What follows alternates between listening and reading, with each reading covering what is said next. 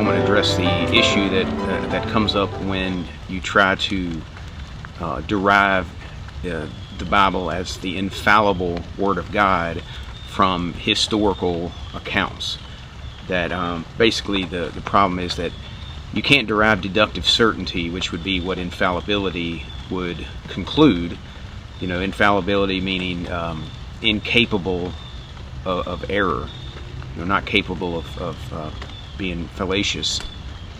So if the Bible is infallible and capable of erring, it's certain.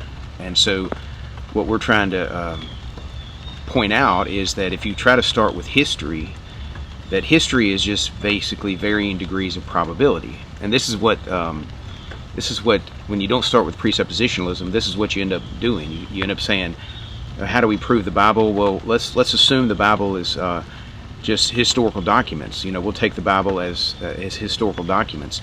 But there is no such thing as history. There can be no historical reasoning. There could be no philosophical framework or structure for historical reasoning and evidence unless you start with what the Bible teaches, because the fear of the Lord is the beginning of wisdom, the beginning of knowledge.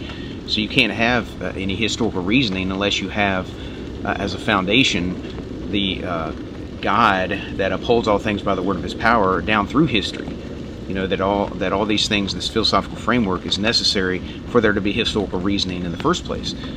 But even if you say, okay, well, we're going to start with historical reasoning, we're going to try to arrive at the conclusion that the Bible is the Word of God, which is what the Catholics, and the Orthodox churches do, is they'll say, well, we know the Bible is the Word of God based on X number of historical accounts that prove that this or that is his church, and because it's his infallible teaching authority, we can derive infallibility from the probability of these historical documents. And I think that historians can only establish levels of probability.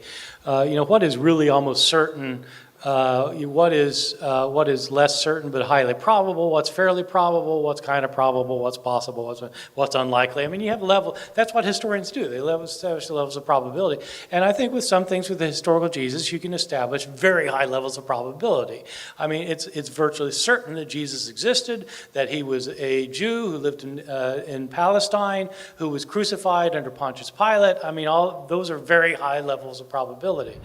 So what you end up doing when you start evaluating, historical evidence and applying probabilities to it to try to determine, foundations of your faith, you really reduce something like the resurrection of Christ as a historical event as less probable than the presidency of Barack Obama.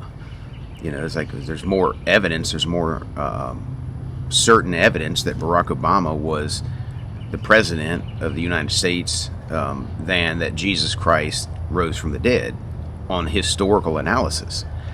And so that can't be a valid method to derive infallibility from.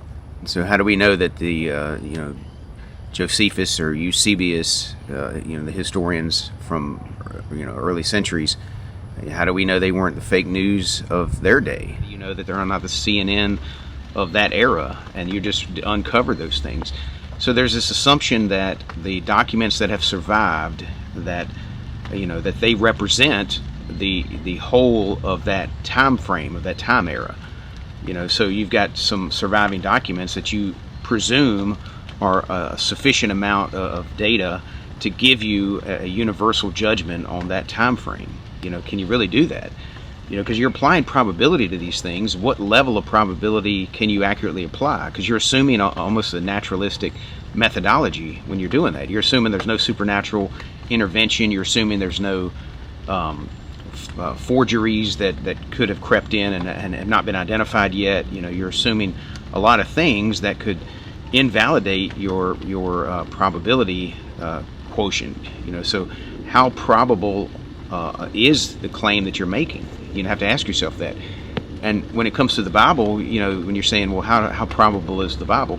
Well, the Bible provides the preconditions for probabilities in general, for historical reasoning, for evidence, for logical or inductive, deductive or inductive reasoning at all is accounted for by the theology that's taught in the Scriptures.